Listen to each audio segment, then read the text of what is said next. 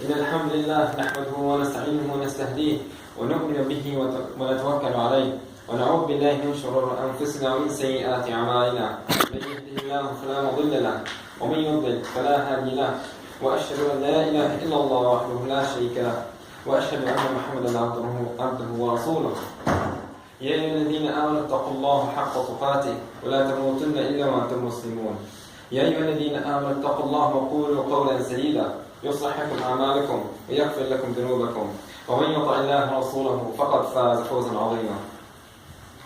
Brothers, as you may have heard in the last two khutbahs already, Ramadan's on our doorstep. There's 1 week left. Ramadan's coming sometime during the weekend, waiting to get in.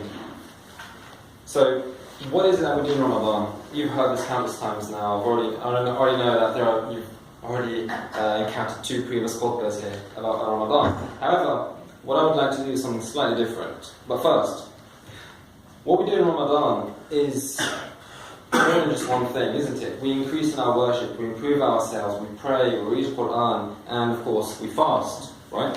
So, here in the UK, we're fasting for a very long time. We're fasting for 18 hours. That's nearly an entire day. So, we're abstaining from water, we're abstaining from food, we're abstaining from other things as well. However, I'll get to those in a minute. And we're going away from water for an entire day. Now, a human can only last for 3 days without water. So by fasting 1 day, we've gone nearly a third of this limit. Now remember, the water is something that we physically need. Allah subhanahu wa ta'ala has said, وَجَعَلْنَا مِنَ الْمَاءِ كُلَّ شَيْءٍ حَيٍّ. We have created from water everything alive, or something along those lines in translation. So, imagine yourself going a third of this limit without water, this physical need, without it, in which you will die. And yet, how difficult is it for you to remain fasting until those 18 hours are up?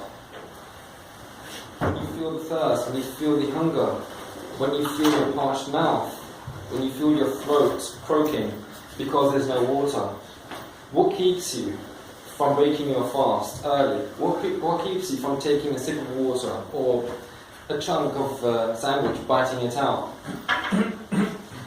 Whether it's out in the open or whether it's going into a secluded place where there is no one to see you. What is it that prevents you from doing that? What is that motive? Think about that for a second.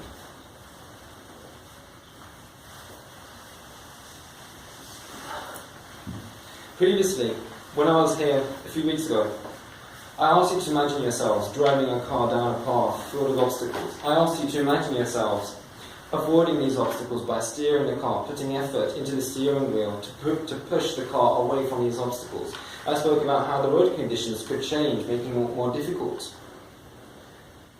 I also mentioned how imagining yourself with an obstacle far, far ahead and asking you whether you'd be able to avoid it. I gave the example of a relationship with a member of the opposite gender, with affection starting to build as you talk to this person. There was no intention of marriage. There was no work obligation or any other obligation forcing you to continue on this path with this person, and yet I spoke of the difficulties you would encounter. For example, you could say, I don't want to ruin my relationship with this person, or no, I can control myself, and I wouldn't need to. I wouldn't end up going down a path that would hit a problem, even though it was clear to you the path that you would get to, that you would hit, that you would go on, hitting an obstacle at the end of that. I compared that to driving down a valley with the walls getting steeper and steeper, to a point where you can no longer avoid this path, no longer turn away from this path, and you were heading to your destruction. Going back to that desire, the desire for thirst, and the motivation you had to avoid breaking your fast early, even though that was a physical need, the physical need of drinking, without that of which you of course will die. Can you apply this motive anywhere else? Can you apply it to the desire you could have in affection for another person where there is no intent to marry or anything else of the sort? Could you apply that to acting out on your anger? Could you apply that to succumbing to the demotivation you may have, procrastination, sitting down on the couch watching TV instead of forcing yourself to go through that difficult feeling you get sometimes when you're just tired and you don't want to do anything? You ever got that feeling? That feeling itself, can you force yourself using the same forcing mechanism to prevent yourself from drinking? Can you use that when you're fighting procrastination? Now, fasting is not just about avoiding food, about avoiding water, right? We all know this. Fasting is also about improving ourselves and avoiding things that are more of an intangible form. So, for example, avoiding inappropriate jokes, or wasting time procrastinating, or lashing out in anger.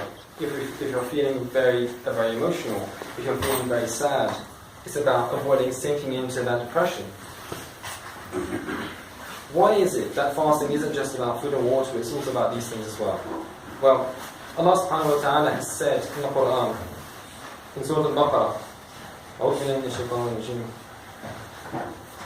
يا أيها الذين آمنوا كتب عليكم الصيام كما كتب على الذين من قبلكم لعلكم تتقون. Allah subhanahu wa ta'ala has said, translated, O you who believe, observe fasting. Fasting is prescribed for you, as it was prescribed for those before you, that you may become people of taqwa. Now, I mentioned what taqwa was previously, and I'll just remind you again. The hadith between Tawfik and Umar radiallahu anhuma, about how taqwa was about avoiding the thorns in one's path, placing each foot carefully with awareness, with attention to where it's being placed. Fasting is also about good habits. It's also about improving yourself, building up these new habits. For example, you could start praying just one prayer per day or per week even, whatever you're comfortable with. You can start praying one prayer in the mosque, in Jumu'ah, in the congregation. You can start praying Maghrib at the very start, when it starts. That's easy these days because Maghrib is very late. It's like, 9 o'clock now, nearly? Right? So, it's doing these incremental, small changes to improve yourself. Nothing that will burn you out.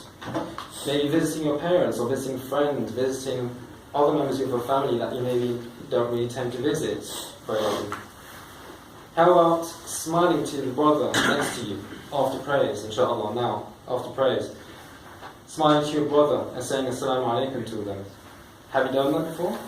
Unless you knew them, right? You only say Assalamu alaikum if you know the person.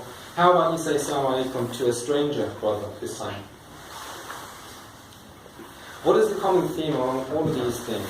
Whether it's avoiding the thorn, whether it's about avoiding the obstacles when you're driving down this road, or whether it's about avoiding lashing out in anger or avoiding the procrastination. What are the things that all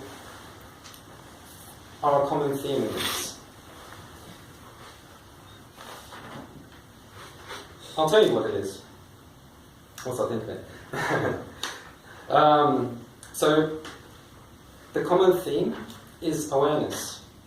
It's being aware of the state you're in and then managing that.